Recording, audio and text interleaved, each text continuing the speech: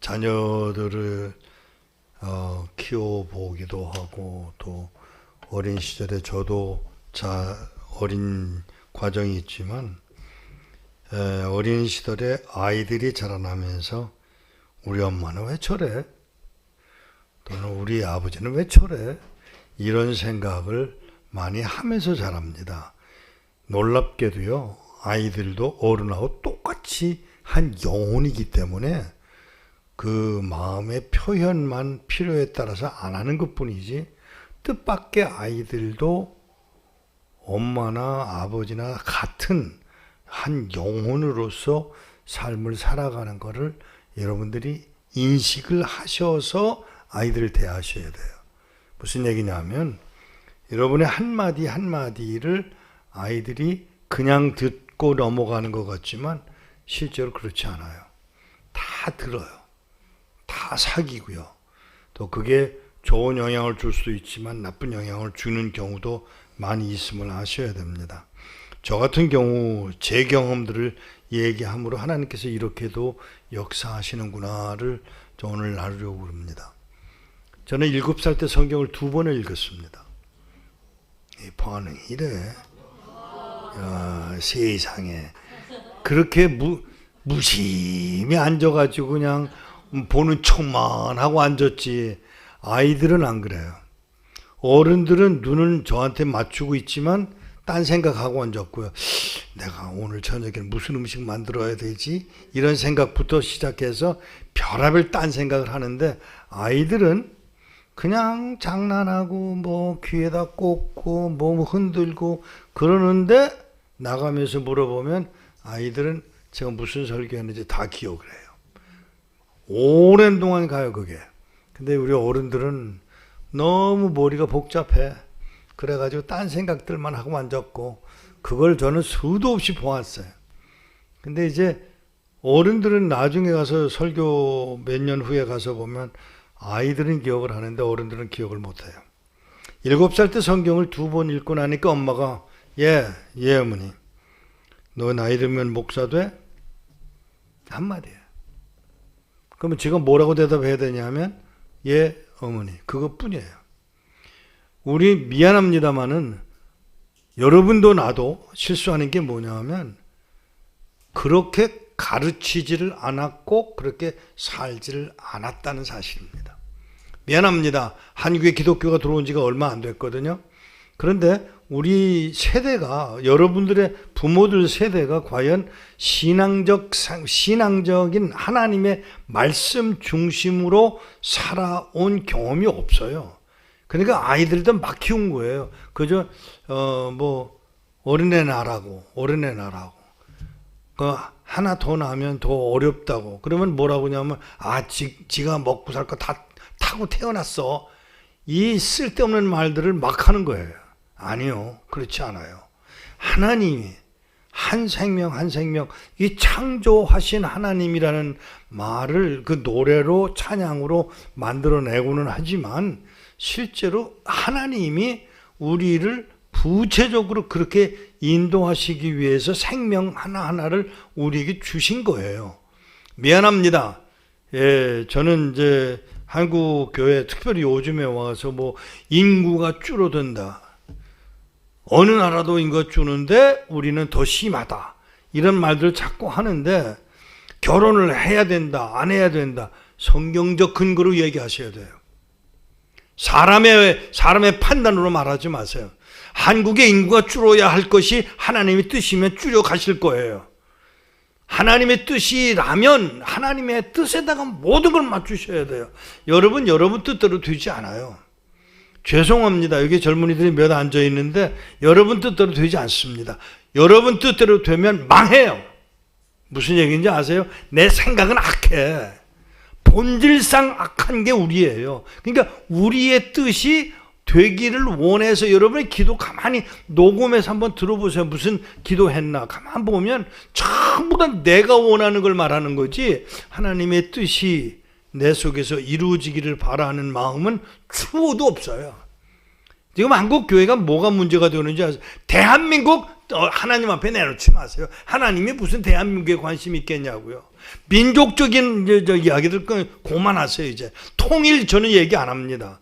통일은 무슨 통일? 하나님의 나라는 지역에 있지 않고 민족에 있지 않아요. 하나님 나라에 관심이 있으신 거지. 근데 그걸 가르치는 교회가 없고 자꾸 그냥 민족주의로 가는 거예요. 일본 자기네들이 잘못했으면 잘못했다고 말하면 좋고 말 안 해도 상관할 거 없어요. 나는 내가 하나님의 뜻에 맞춰서 살고 있느냐가 중요하지. 그렇지 않으면 여러분 꿈 깨서요.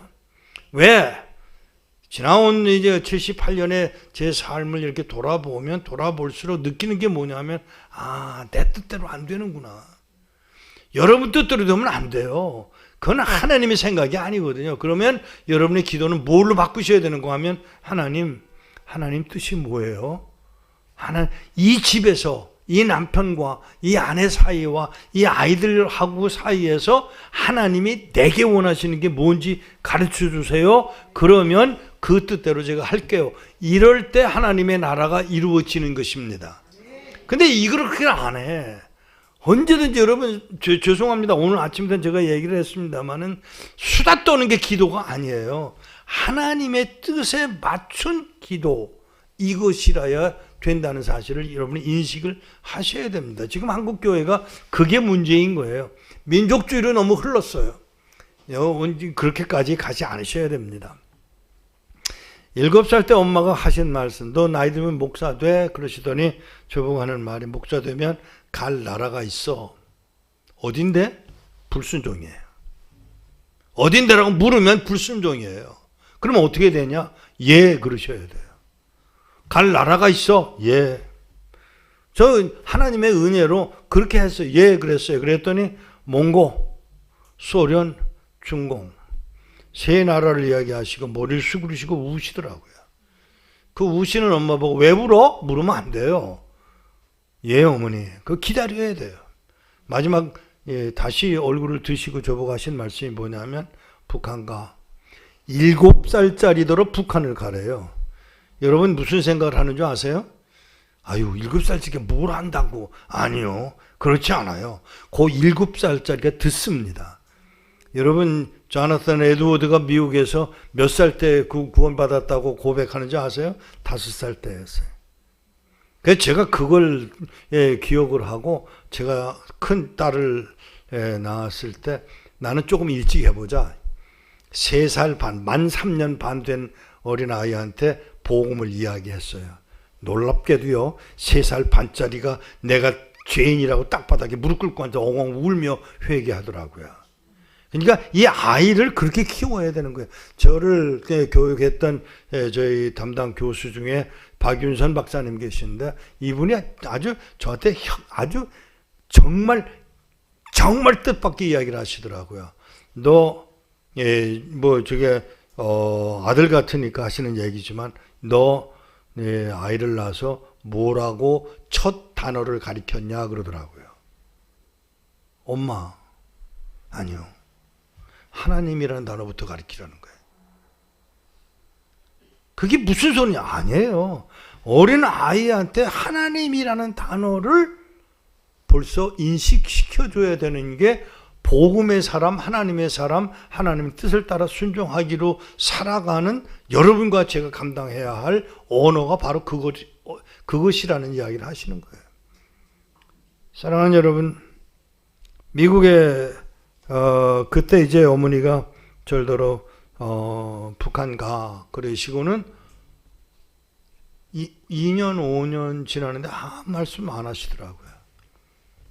10년이 지난 1962년에 절더러 우리나라 여권 가지고 북한 가겠냐 그러고 물으시더라고요. 1962년이에요. 그래서 못 갑니다. 그랬더니 못 가? 예, 못 갑니다. 그러니까 하시는 말씀이, 미국 시민권 가져야 북한 갈 수 있어. 이게 1962년에 그런 생각을 하신 거예요. 너 미국 시민권 가지면 북한에 갈 수 있어. 그래서 예, 어머니. 그렇게 대답을 해놓고 이젠 머리가 컸다고 제가 한마디 했어요. 엄마, 꼭 그래야. 아니, 뭐라고 그러느냐면, 엄마, 우리 이 목사 집안에 무슨 돈이 있어서 제가 미국을 가냐고. 그러니까 하시는 말씀이 돈은 내가 있어 이런 얘기가 하는 게 아니고 하시는 말씀이 옷 입어 그래요. 옷 입었어요? 가자. 그래서 따라갔어요. 서울 한복판에 저를 데리고 간 병원이 제가 뭐 지금은 제가 얘기를 합니다만 백병원이에요. 백병원에 저를 세워놓으시고는 기다려라. 들어갔다가 30분 후에 나오셨는데 얼굴이 안 좋으시더라고요. 그래서 제가 가만히 있었어요. 그랬더니 다른 데 가보자. 그래서 2군데, 3군데, 4군데 병원을 거치고 집으로 돌아오는 길에 그때 서울에 전차가 있었습니다. 그 전차를 타고 집으로 오는데 어머니가 하시는 말씀이 나 병원에 왜 갔던지 아니? 몰라요. 알고 싶지 않니? 몰라도 돼요. 왜? 어차피 하라는 대로 할 건데요, 뭐. 잘 들으세요, 여러분. 신앙생활이 어렵죠? 신앙생활이 어려운 이유가 뭔지 아세요? 내 뜻대로 안 되니까 어려운 거예요. 내 뜻대로 이루어 되겠다고 생각하니까 안 되는, 어려운 거예요. 근데 이걸 하나님의 뜻에다가 나를 맞추기 시작하면 어려운 게 어렵지를 않아요. 이걸 배우지를 못해서 우리 부모들이 그걸 가르치지를 않았다는 데 문제가 있는 거예요. 그러니까 저보고 이제 엄마가 하시는 얘기가 돈이 없어서 우리가 돈이 없어서 너를 미국에 보내야 되겠는데 돈이 없어서 돈이 안 되니까 내가 눈을 뽑아 팔려고 병원에 갔다 그러시더라고요. 그때 제가 한 말이 뭔지 아세요? 엄마 미쳤어? 그랬더니 어머니 하시는 말씀이 죽어도 가야 되는 길이 이 길이야. 북한에 가는 거다 이런 얘기가 아니라 죽어도 가야 되는 이 길이야. 그래서 어머니. 자 보세요. 그러면 어머니의 뜻대로 일이 이루어지느냐? 아니에요. 어머니 뜻대로 되지 않아요.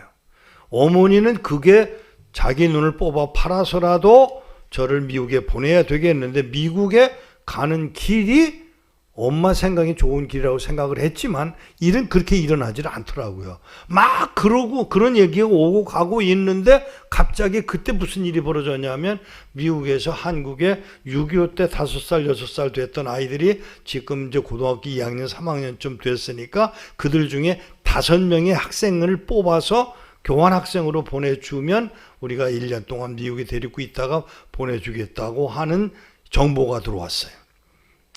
아버지가 그 얘기를 듣고 너 영어 좀 하니까 시험 치러 가자. 그래서 시험 치러 갔어요. 시험 치러 갔더니 어이구 많이도 왔대. 178명이나 왔더라고요.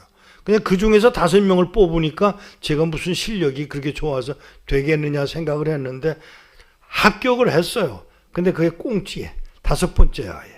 5번째를 꼭 합격이 돼서 이제 수속을 합니다. 미국. 그때는 이제 미국 가려고 그러면 그냥 가는 게 아니고 뭐 신체 검사도 해야 되고 뭐 다 하는데 신체 검사를 하다가 그만 깜짝 놀랐어요. 제가 폐결핵 환자인 거예요. 자, 질문합시다. 하나님이 나를 미국에 보내려면 그냥 보내시면 되는데 왜 폐결핵을 걸리게 하시느냐고요. 그게 우리의 질문이에요. 근데 그게 하나님이 하시는 방법인 것도 인식을 하셔야 돼요. 미국에 못 갔어요. 그것 때문에. 그 미국에 못 가니까 이제 다 수속을 하다가 그만 이제 중단을 하게 됐고 아버지를 미국에 보내드리더라고요. 그러니까 아버지는 미국에 엄마가 유학을 보내주어서 미국으로 가셨고 그게 4월인데 1963년 4월인데 이 한두 달 지나고 엄마가 8월 초하룻 날 엄마가 아기를 낳아요. 그게 누구냐면 저희 막내 동생이에요. 그 아이를 낳아놓고 닷새 지난 8월 6일 날 새벽에 엄마가 일어나시더니 예 어머니 병원에 좀 갔다 와라. 그리고 의사 선생님 보고 우리 어머니가 위독하니까 좀 왔다 가시라 그래라. 예. 그리고 병원에 갔다 오니까 쓰당떠나셨어요. 심장마비로 쓰당떠나셨어요. 문제는 저는 18살 내 바로 밑에 동생 12살, 그 밑에 동생은 7살, 그리고 막내가 태어난 지 5일. 친척은 아무도 없어요. 저는 이북에서 왔기 때문에. 아무도 없죠. 다 이제 어린 날. 그때 제가 한 기도가 뭔지 아세요? 하나님 어떻게 일을 이렇게 하세요? 잘 들으세요. 기도가 얼마나 웃기는가 보세요. 하나님 어떻게 일을 이렇게 하세요? 하나님 보고. 지금 내가 하나님 보고 이런 소리를 하고 앉았는 게 아니 나누려면 18, 16, 14, 12 이렇게 나오면 쪼쪼쪼쪼 얼마나 좋아. 그렇게 안 하고 18, 12, 7 그리고 닷새. 이거 누가 키워요? 내가 키운다. 당연히 하나님이 키우시겠죠. 하지만 나는 뭐예요? 갑자기 아버지 노릇, 어머니 노릇, 형님 노릇을 해야 되는 거예요. 아버지는 나오실 수가 없는 상황이고. 그래가지고 그 아이를 1년, 2년, 3년 키우는 동안 제가 오죽했으면 그게 얼마나 힘들었으면 결혼하고서 애 낳지 말자 그랬어요. 너무 힘든 거예요. 어린아이를 키우는 게. 이제 젊은 사람들은 엄마가 자기네들을 어떻게 키웠는지 아무것도 모르고 살 거라고요. 그냥 뭐 엄마 아빠 좋아서 그냥 애기 낳지 뭐 그게 나지 뭐 이런 식이지만 아니요. 그런 부모 없어요. 물론 세상에 하도 험해서 이제는 자식이 엄마한테 뭘 먹여가지고 죽이지를 않나 또 부모는 부모대로 또 자식들을 죽이지 않나 이런 세상이 되어버리고 말았습니다만은 그래도 정상적인 부모 자녀들을 얼마나 끔찍하게 어려운 가운데서 키우는지 모릅니다. 그렇게 키워가는 거예요. 저는 그걸 보고 야 우리 어린애 낳지 말자 그랬는데 그건 내 맘대로 되나요 어디. 그게 내 생각일 뿐인 거예요. 그러고 이제 있는데 한 3년 반 지났는데 갑자기 아버님한테 전화가 왔어요.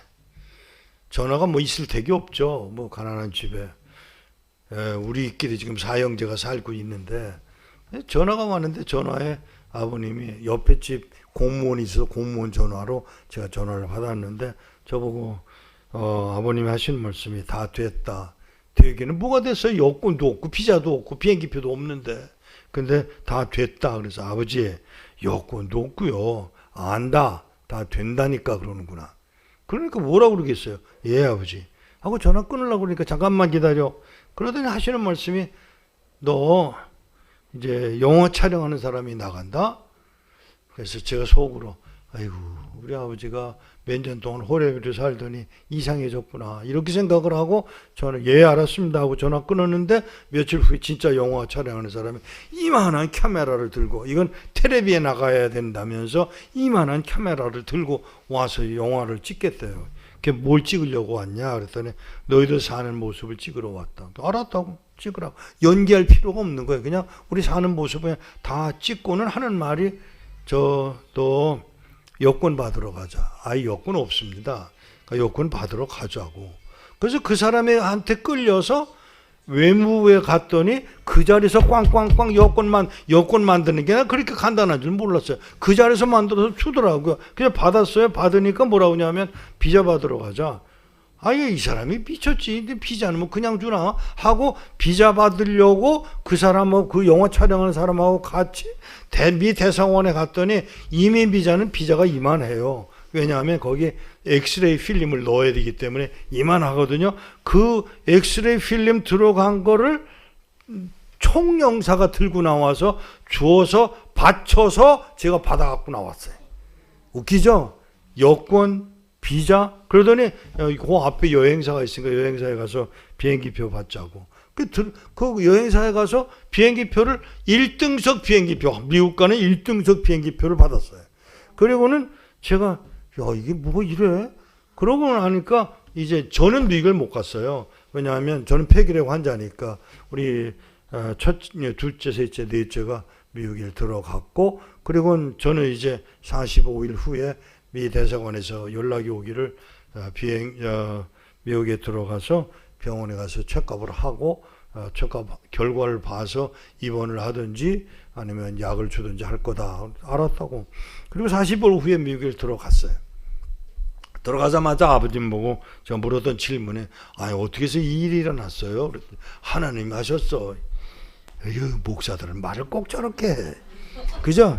목사들은 꼭 하나님이 하셨대. 근데 이거 그래도 어떤 방법으로 하셨냐고 그렇게 물었더니 너 존 F 케네디 알아? 그래. 존 F 케네디 뭐 63년 11월 20일 날 달라스 텍사스에서 암살당한 존 F 케네디 알죠? 그 동생 알아? 모르죠. 동생 누구요? 뭐 동생들이 여러 명 있는데 그 중에 하나가 로버트 케네디인데 로버트 케네디 알아? 뭐 소문은 들었어요. 그랬더니 걔가 이제 어렸으니까 걔가 대통령 출마하겠다고 자기 형이 이민법 바꾼 거를 빙자해서 영화를 하나 만들어 미국 들어가는 미국의 대통령 출마하는 그 영화에 그런 영화를 만들어서 자기 인기를 얻기 위한 프로그램으로 영화를 하나 만든대. 그래가지고 영화를 다 만들어서 이제 그 영화 회사에서 맡은 그 영화를 보여줬는데 그 영화사에서 이제 로버트 케네디가 영화를 보고 하는 말이 이거 안 된다. 왜 안 됩니까? 이거는 옛날 얘기를 미국의 이민 역사를 영어로 만든 거고 요 다음에 자기 형이 이민법 바꾼 다음에 새로 들어오는 한 가정을 영화에다 넣어야 그게 앞뒤가 맞지 않냐. 그런 사람 어디서 구해요? 그러니까 내가 법무부 장관이니까 법무부 장관 이름으로 전 세계에다가 사람 한 가정 찾아보내라고 연락을 하지. 그러라고. 그래가지고 전 세계에다가 조건을 붙여서 사람 한 가정을 찾나 looking for one family to come to the United States 미국에 올 한 가정을 찾는데 불쌍해 보이고 가난하고 못생기고 이 세 가지 조건에 맞는 한 가정을 찾는다고 전보가 나간 바로 그 다음 날 이 하나님이 하시는 그 시간을 보셔야 돼요. 그 다음 날 저희 아버님이 복지국회를 찾아가서 미국에 있는 복지국회를 찾아가셔서 제가 우리 형편이 이러이러해서 우리 아이들을 미국에 데리고 와야 되는데 이 아이들이 올 비행기 표가 필요해서 그러니까 저 복지국회 좀 도와주면 좋겠다 그랬더니 그 직원이 뭘 설레설레 흔들면서 하는 말이 우리는 국내에 있는 사람들이 필요를 채워주는 복지국이지 해외에 있는 사람을 도울 수는 없다. 그래서 안 된다고 가라고. 그러니까 아예 시간 내서 고맙습니다. 인사하고 떠나는데 하나님이 그 직원을 향해서 넌 내가 보낸 사람을 그렇게 빈손으로 보내도 되냐 하는 음성을 들은 거예요. 이 사람은 생전 처음 하나님의 음성은 처음 듣는 사람이에요. 그러니까 놀래가지고 그러면 어떡하라느냐고 그 사람들 다 있는 직원들 앞에서 자기도 모르게 큰 소리로 그러면 어떡하라느냐고. 그러니까 하나님이 뭐라고 음성을 들려주셨냐면 그 명함을 줘. 하나님 제가 갖고 있는 이 명함이 2,000장이 넘어요. 그 이제 복지국 직원이니까. 그래서 이렇게 찾으면서 마음에 드는 걸 하나를 딱 뽑아가지고 이건가? 하나님 이거? 그러니까 바로 그거다. 그래서 그 명함을 들고 문에 나가시는 아버님을 불러요. 미스터 리, 이제 같은 미스터 리니까 들어오라고. 이렇게 들어오라고 그래가지고 그걸 줬는데 그 명함을 보니까 우리 아버님이 보니까 늑대 제작소라고 써 있어요.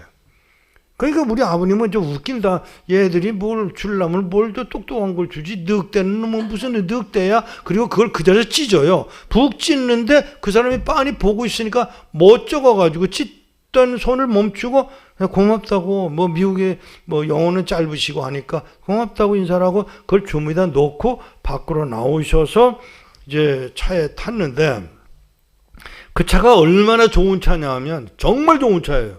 발동 걸면 10분 있어야 움직이는 차예요. 그냥 여러분이 우르시지만 잘 들으세요. 그 10분이 결정적인 일을 하시는 거예요. 그러니까 제가 다시 말씀드려요. 하나님이 주권자예요. 말로만 하나님이 주인 그러지 마세요. 실제로 그분이 주인이십니다. 그분이 그 10분 동안에 이제 우리 아버님은 이제 발동을 걸어놓고 부릉부릉 하면서 심심하니까 명함을 이렇게 보니까 아이고 이게 늑대 제작소가 아닌 거예요. 그냥 잘못 보신 거예요. 그래서 이렇게 자세히 보시면 이거 한 우물우물 걸려서 가면 한 15분이면 가겠네 생각을 하고 그 똥차를 끌고 가보신 곳이 바로 그 영화를 만드는 회사인 거예요. 그 회사 전화번호를 준 거예요. 그래서 그 영화 명함을 따라서 간 그 집에 그 회사에 가서는 여기 누굴 찾으러 왔다. 그러니까 그 미국 사람들이 뭐라고 하냐면 어디서 왔냐? 나 복주기에서 보내서 왔다. 그러니까 그러냐고 들어오라고. 들어가니까 거기 있는 직원이 아주 독실한 사람인데 독실한 기독교인인데 이름이 아벨이에요. 아벨. 그러니까 이 이름 자체가 아벨이니까 굉장히 좀 특이한 신앙적인 삶을 사는 사람인데 그 사람을 만나서 이야기를 하려고 그러니까 그 사람이 내가 복지국에서 전화를 받아가지고 지금 내용을 들었는데 잠깐만 가난한 것도 알겠고 불쌍한 것도 알겠는데 애들이 못생겼느냐 이러고 물어본 거예요. 그러니까 우리 아버님이 제가 저희 아버님을 제일 많이 닮았는데 저희 아버님이 저보고 언제든지 뭘 이러고 밀면서 이 새끼는 왜 이렇게 못생겼어 그러시던 분이 저희 아버님이세요. 근데 그분이 그 미국 사람이 아벨이라는 사람이 당신의 아들이 못생겼느냐 그러니까 자기도 모르게 그냥 yes they are 그러고 머리 끄덕끄덕 하니까 잘 됐다고 잠깐 기다리라고 하고 누구한테 전화 걸었냐면 로버트 케네디한테 전화를 건 거예요. 우리가 이런 가정을 찾았는데 어떻게 생각하십니까? 그러니까 어느 나라 사람이냐? 한국 사람입니다. 그러니까 이 로버트 케네디가 그 케네디 가문이 한국을 굉장히 좋아했어요. 그러니까 이제 친한 파니까 이 사람이 알겠다고 좋다고. 근데 뭐 가난한 거 불쌍한 건 다 들었는데 애들이 못생겼대느냐 이러고 물으니까 아버지가 못생겼대니까 오죽 못생겼겠냐고 이렇게 설명을 하니까 그러고서 영화에 저를 출연을 시킵니다. 그래서 그 영화가 구글에 가면 The Nation of Immigrant라고 하는 영화 이게 얼마짜리냐면요 2분짜리예요. 2분짜리. 그 2분짜리를 위해서 누구죠? 바비 케네디가 로버트 케네디가 한국의 정일권 국무총리에게 전화를 걸어서 여권 내놔라 해서 여권 받은 거예요.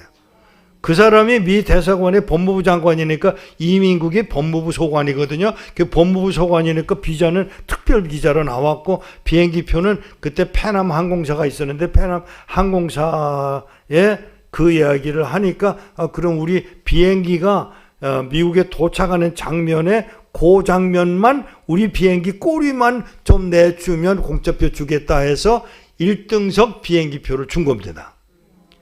기적은요. 따로 일어나는 게 아니더라고요. 하나님 원하시는 것을 우리가 바라고 기도하고 행하면 언제든지 그 기적은 일어날 수 있음을 믿습니다. 그래서 미국 간 거예요. 자, 미국 갔는데 이제 미국 가서 이민 생활을 시작하다 보니까 그게 쉽지 않잖아요. 그런데 미국 가서 군대 생활 마치고 사업을 하는데 큰일 났어요. 엄청나게 돈을 버는 거예요, 제가. 돈 벌면 좋잖아요. 아니에요. 제 가슴은 북한인 거예요. 그리고 이제 돈을 버니까 불안한 거예요. 돈이 잘 벌리니까 불안한 거예요. 그러는데 마침 누가 뭐라 그러냐면 그때 이집사인데 이집사 신학을 해라. 그래서 신학을 했고 신학을 마쳤고 신학을 마치니까 절더러 저희 섬기던 교회에서 부목사로 있던 교회에서 절더러 선교 훈련을 받으라고 한국에 나와서 선교 훈련을 하고 끝났는데 끝날 쯤에 저한테 그 훈련을 원장이 뭐라고 그러냐면 이제는 선교 훈련만 끝난 게 아니고 실제로 선교 현장을 가서 정탐을 해봐라. 그래서 그 말을 듣고 그거 뭐 해야 되는데요? 그랬더니 성경 갖다 알려준 사람의 이름 주니까 이 사람을 만나서 성경 전해주고 그 사람들 사진 찍어오고 또 뭐 이것저것 다 하라 그러더라고요. 근데 제가 해보니까 아무것도 아닌 거예요. 왜? 제가 간첩 훈련을 받은 사람이거든요.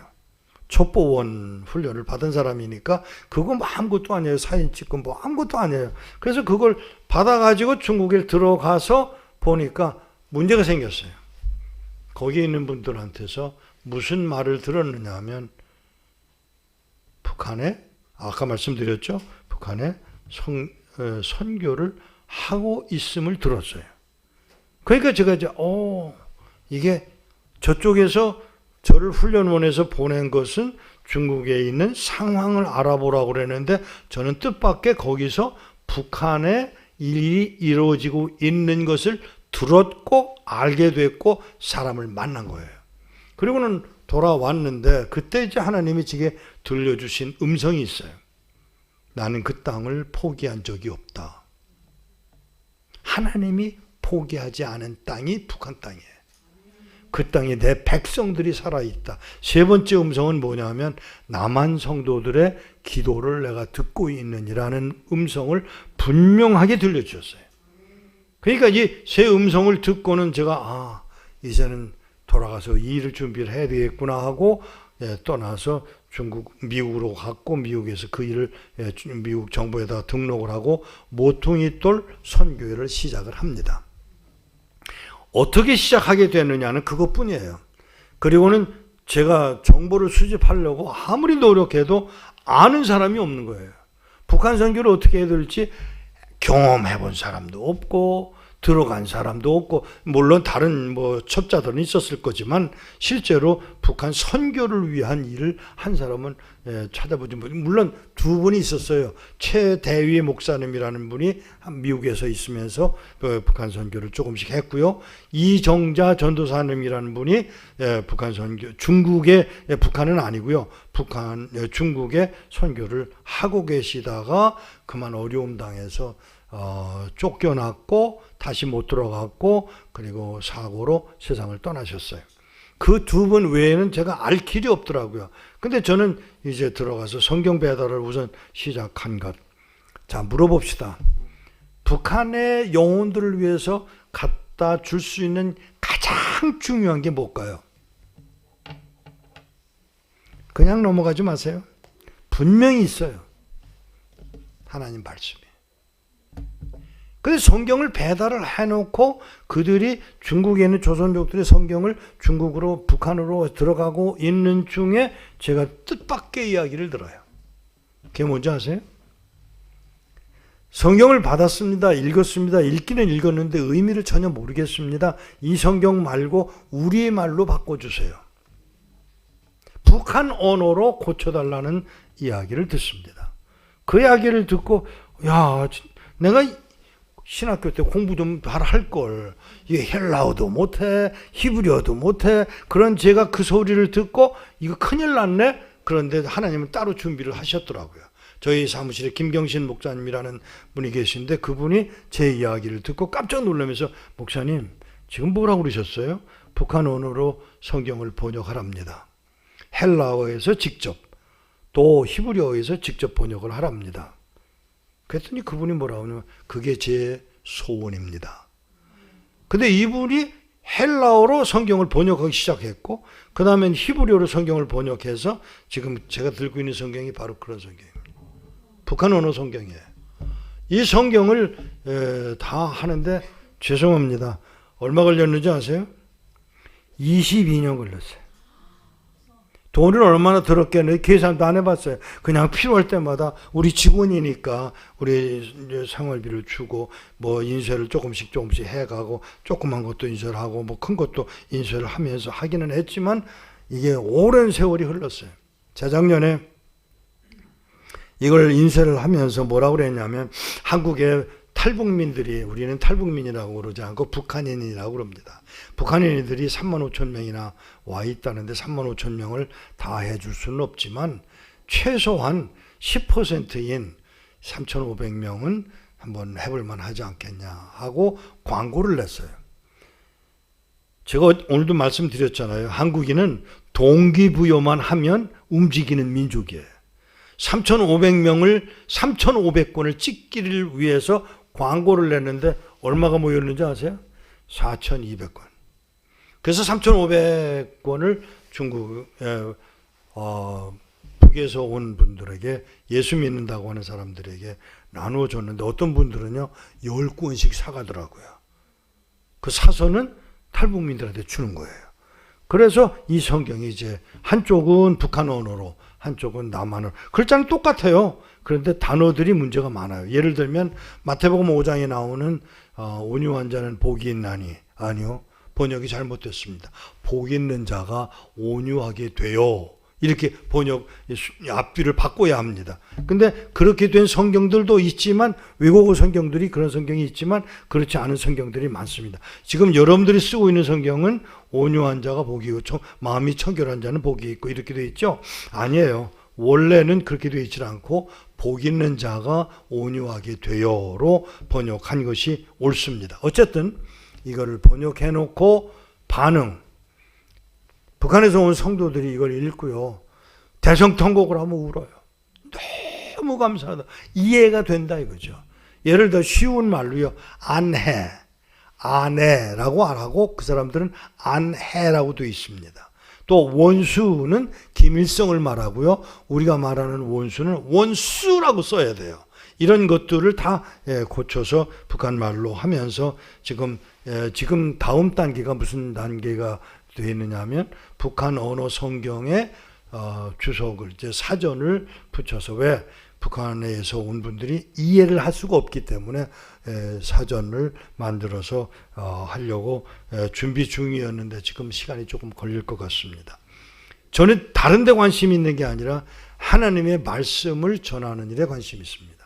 중국에 가보니까 이건 뭐 인구가 13억이다 15억이다 뭐 이러는 판인데 중국에 그 일을 뭐 1억 권씩 찍는다 하면 생각을 1원씩만 따져도 1억 원이 필요한 거예요. 그러니 10원 그러면 10억 원이 필요한 거예요. 그래서 이건 안 되겠다. 이제 그러고 있는데 어떤 요구가 왔냐면 중국에서 그러지 말고요. 목사님 그렇게는 돈이 많이 드니까 차라리 좀 돈이 들어도 중국어로 된 주석 성경을 만들어 주면 중국어로 된 주석 성경을 만들면 어떻겠느냐. 그 말을 듣고 그 좋은 생각이다 해놓고 시작을 하고 그만 후회를 얼마나 했는지 몰라요. 돈이 너무 들어요. 그 중국어 주석 성경을 만드는 비용이 100만 불이 들었어요. 그러니까 12억이 들은 거예요. 근데 저는 그거 하면서 뭐라고 제안을 받았냐면 목사님 이거 바보짓이야. 근데 제가 뭐라고 그랬느냐 하면 바보짓 좋아.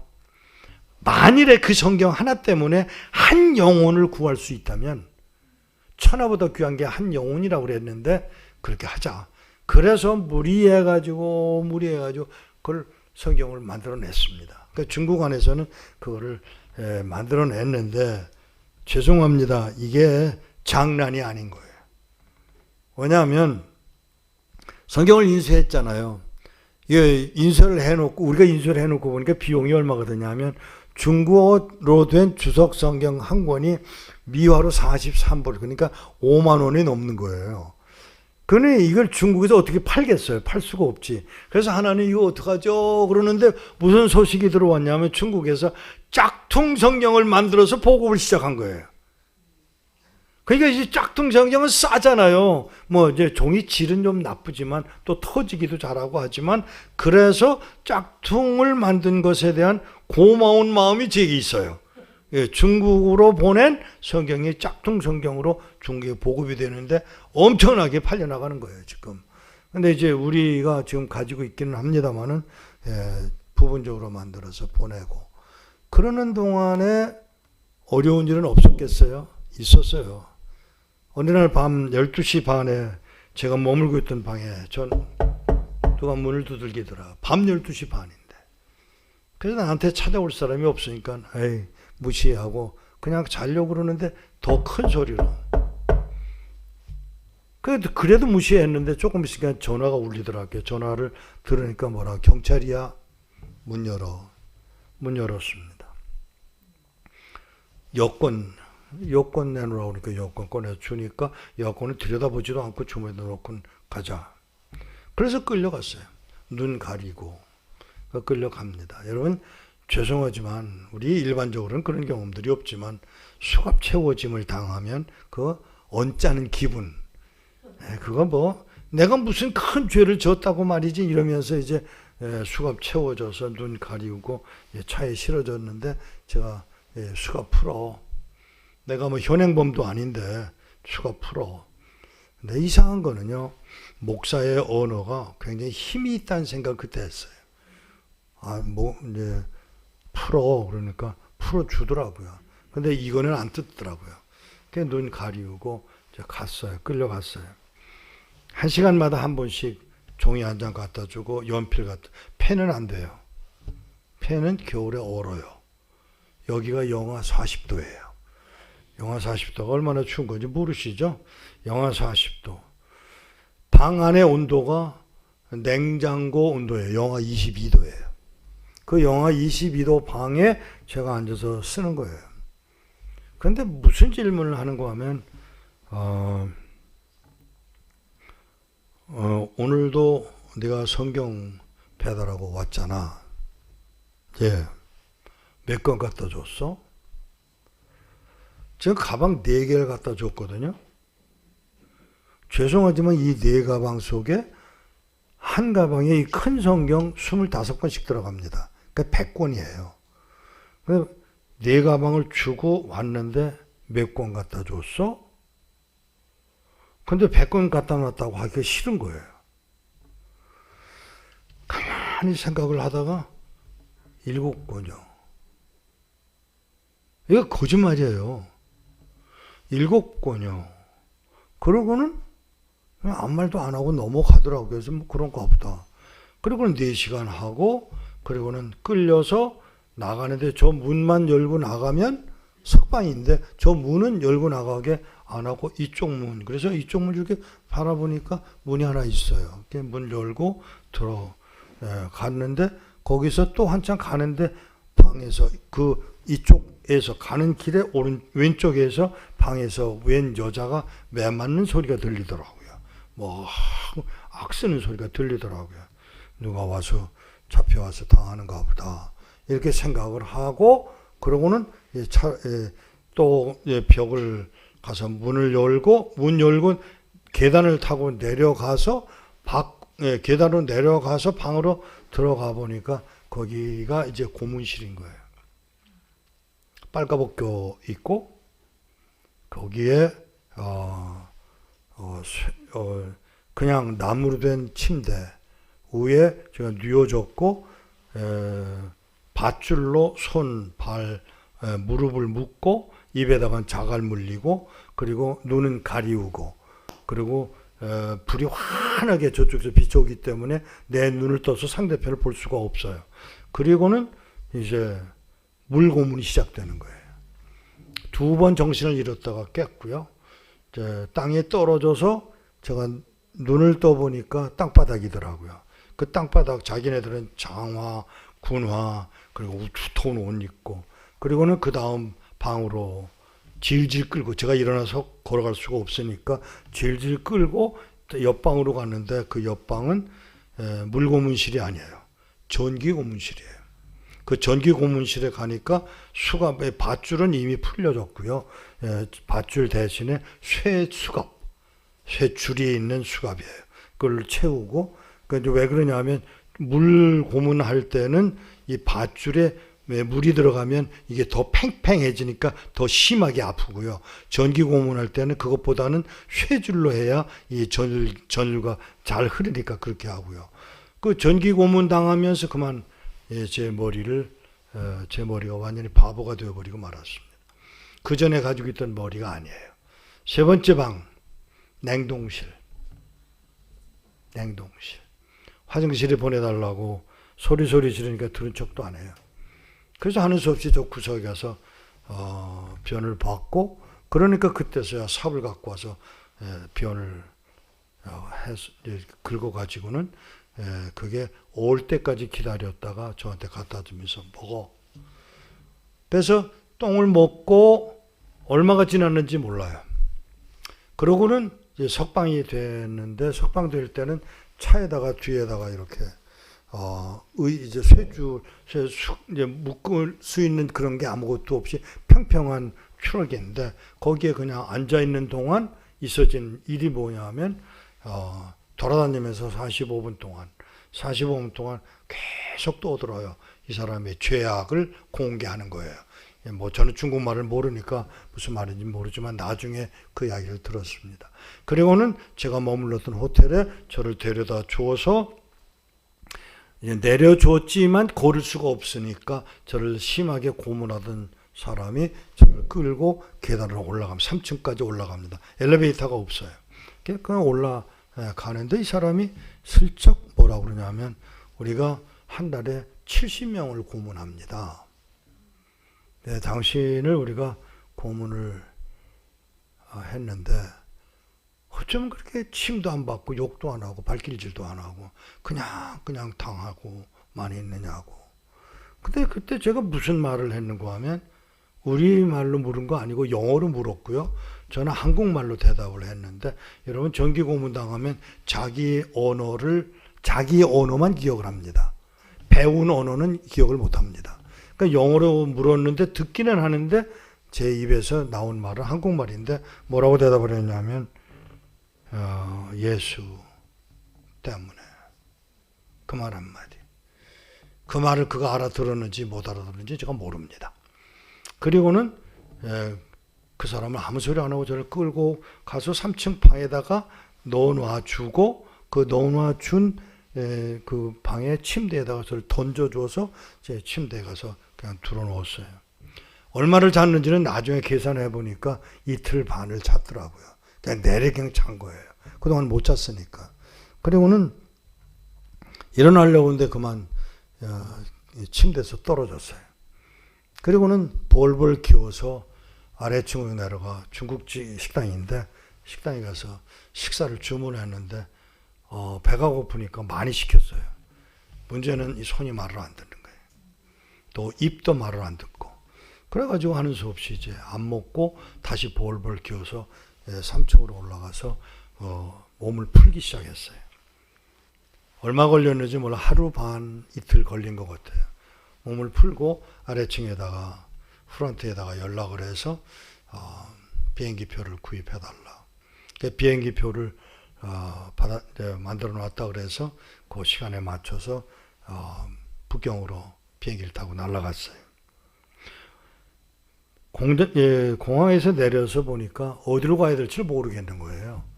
비행기표는 따로 있지만 그래서 그냥 택시 운전수더러 제 갖고 있던 영수증을 보여주면서 역 근처에 호텔로 데려다 달라. 그래서 갔더니 이 중국 호텔이더라고요. 중국 호텔에서 제가 당했기 때문에 기분이 안 좋아서 건너편에는 미국인 호텔 할러데이인으로 옮겨가면서 이제 돈을 현찰로 주고 근데 돈이나 이런 건 하나도 안 건드렸더라고요. 돈 그냥 있는 거 주고 그리고 방에 들어가 앉아서 이러고 앉아서 제가 연락을 해야 되니까 기도를 했어요. 하나님 저희 집 전화번호 좀 가르쳐 달라고.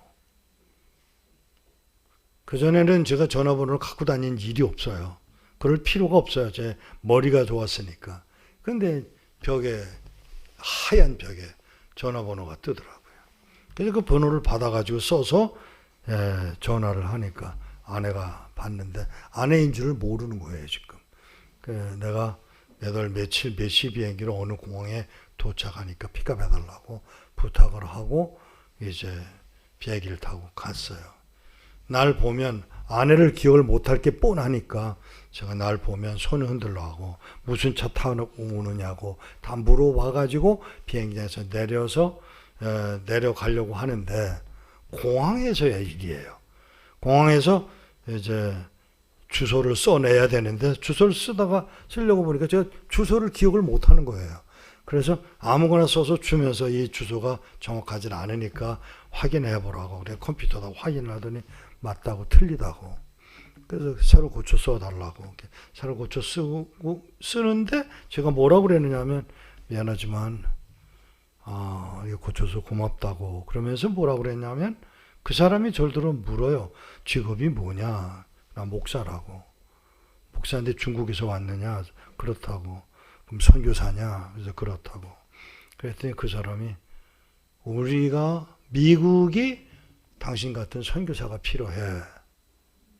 이상한 말을 그렇게 하더라고요. 그래서 그냥 끄떡끄떡 했는데 이 사람이 무슨 얘기로 했는지는 모르겠는데 울더라고요. 그리고는 저에게 일어서서 격려를 붙이더라고요. 그래서 그런가 보다.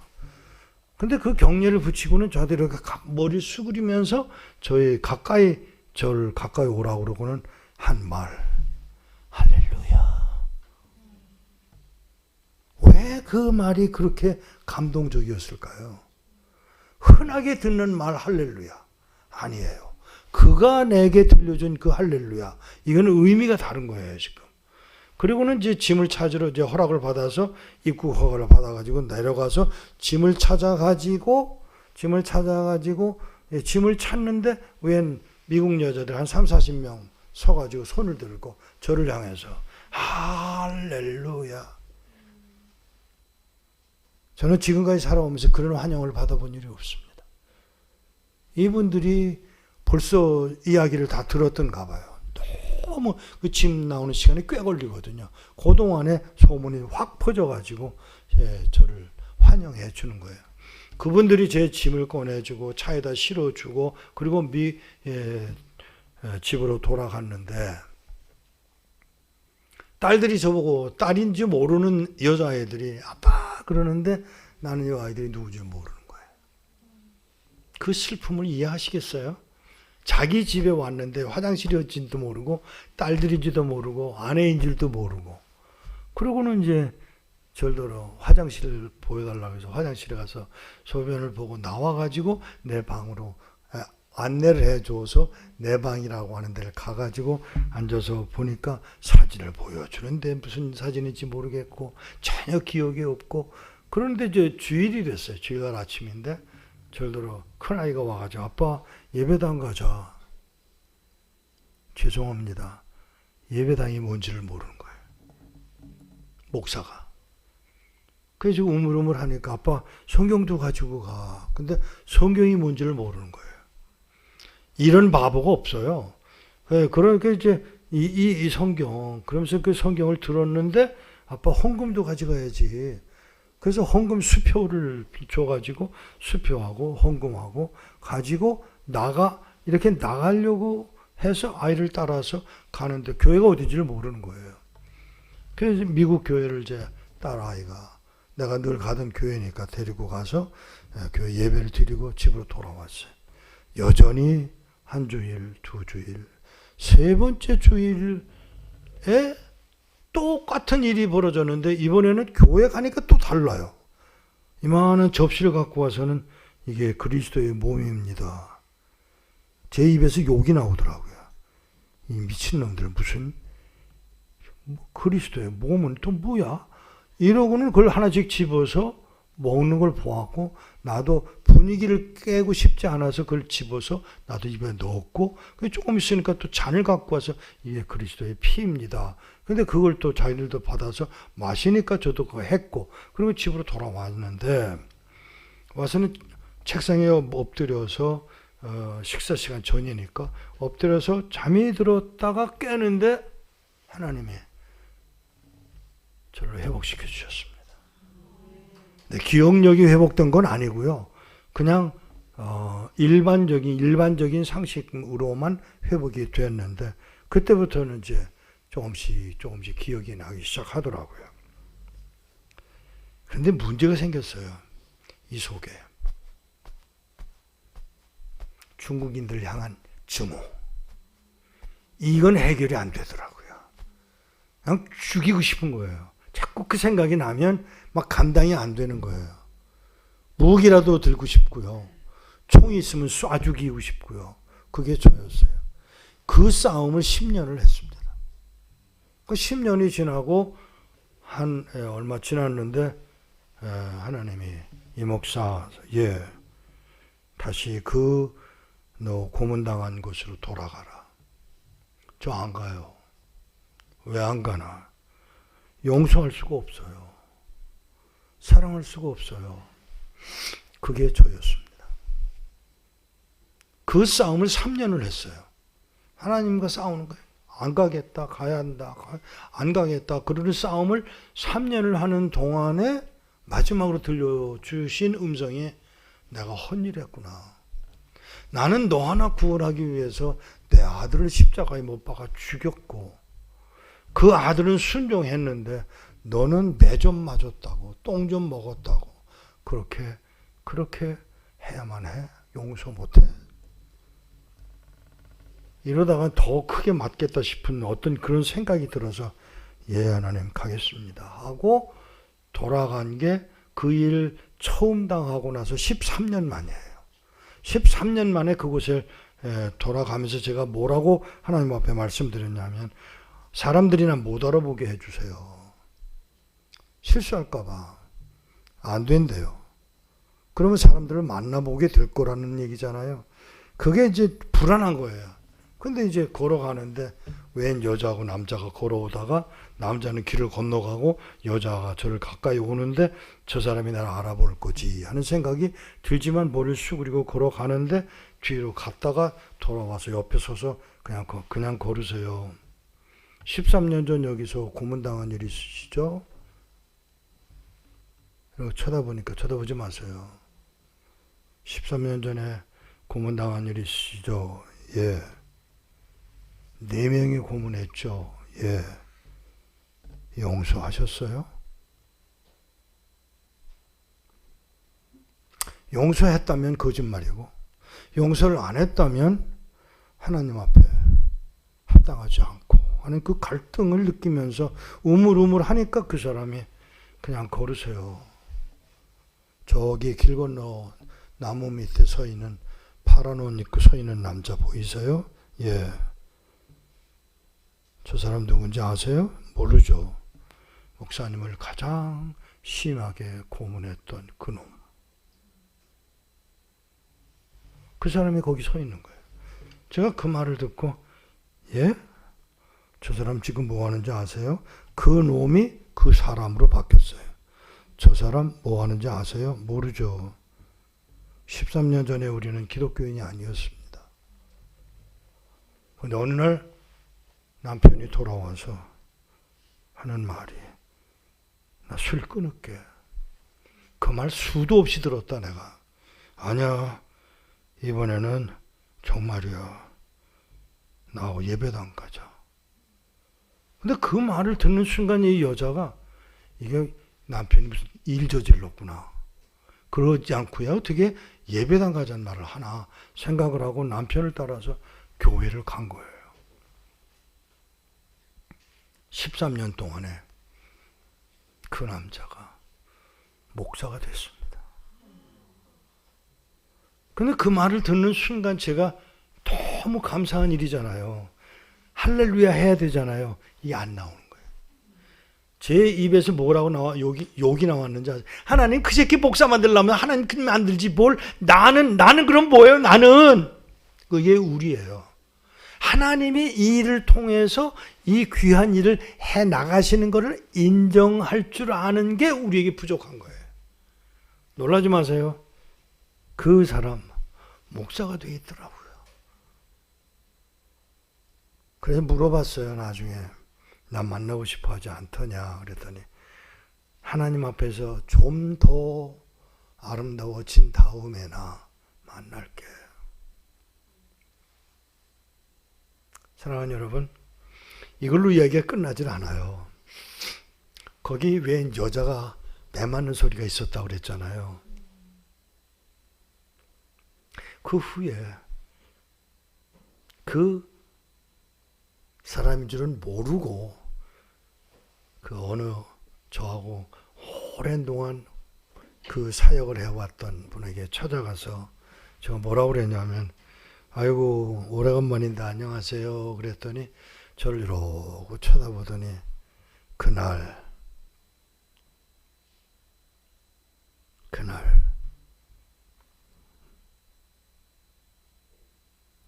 이 목사 끌려가더니 그날 성경책 몇 권이라고 얘기했어? 제가 몇 권이라고 얘기했죠? 7권이라고 그랬죠? 근데 몇 권인데 7권이라고 했어요? 근데 그 여자분이 뭐라고 그러냐면 이 목사, 예, 그때 성경 몇 권 갖고 왔다고 그랬어? 7권이요. 이분이 저를 이러고 쳐다보면서 신기하다. 나는 경찰이 온다고 그래가지고 가방을 다 꺼집어내가지고 거기다 헌 옷을 다 집어넣고 7곳만 집어넣거든. 제가 그때 얼마나 놀랐는지 몰라요. 어쩌면 하나님이 일을 이렇게 하실까? 나는 거짓말한 거고요. 그 사람은 숨기고 7곳만 넣은 건데 그걸 하나님이 아셨는 거예요. 그래가지고 7곳만 했는데도 그들이 끌고 가서 그들을 고문을 했는데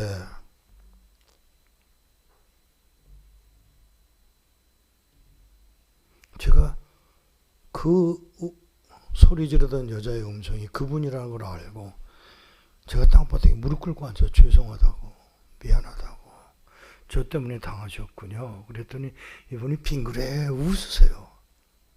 아니야. 이 목사 때문에 내가 끌려가서 고문당한 건 사실이지만 이 목사님 그것 때문에 나는 하늘에 상이 더 많아졌을 뿐이야. 보는 눈이 다른 거예요.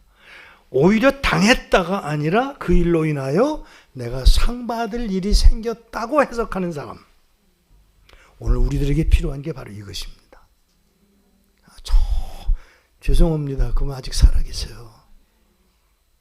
최근에도 저한테 오지 말라고. 이 목사의 행동이나 일하는 모든 일들이 드러나치면 자기도 불편하고 어려운 일을 당할, 또 어려운 일을 당하고 또 이 목사도 어려운 일을 당할 테니까 오지 말라고. 그래서 중국을 못 가고 있어요. 어느 정도로 제가 힘든 상황이냐면요. 바로 다음 달에, 아니요, 6월 달에 약속을 하고 대만에 가기로 돼 있었습니다. 대만에. 그래서 비행기표를 다 샀어요. 날짜를 정했고 샀어요. 그런데 연락이 왔어요. 가지 말라고. 당신이 원하는 것 때문에 갈 수는 있지만 당신 때문에 미국 정부가 전체 중국 정부가 미국 정부가 너를 보호하기 위해서 어려운 일을 해야 하니까 일단 자제해달라고. 그래서 제가 그렇게 유명해져 버리고 말았어요. 그런데 놀라운 것은 지난 37년 동안이 중국의 복음화를 위한 하나님이 모퉁이돌 선교회와 저희를 사용하시기 가장 적합한 시기에 이 일이 일어났다고 하는 사실입니다. 제가 이 말을 왜 이렇게 하는가 하면 바로 여러분들이 오늘 이 자리에 이 세대에서 쓰임 받고 있는 그게 무엇일까를 생각하셔야 돼요. 하나님의 뜻대로, 하나님의 방법대로, 하나님의 방법을 동원해서 여러분들을 통해서 일하시기를 원하신다는 사실을 기억하셔야 합니다. 우리 영광교회가 그냥 우리 영광교회로 끝나는 게 아니라 여러분 교회가 이제는 하나님 나라의 그 활성화를 위해서 쓰임받는 교회로, 이 전체 건물보다 더 큰 교회로 이루어져서 이 한국 땅에 필연코 있어야 할 복음의 역사가 이 땅에 이루어져 나가기를 축복합니다. 하나님 하실 수 있어요. 그럼 어떻게 할 거냐? 하나님, 내가 할 일이 무엇이죠? 하고 묻고 시간도 재정도 재능도 모두 하나님의 손에 맡겨드리고 여러분은 하나님 원하시는 대로를 순종하는 동안 역사가, 기적이 일어날 것을 믿습니다. 고난을 오히려 거부하지 말고 동참하도록 요구하는 바울의 그 요청이 정말 아름답게 여러분에게서 이루어져서 영광을 드러내시기를 바랍니다. 기도하겠습니다.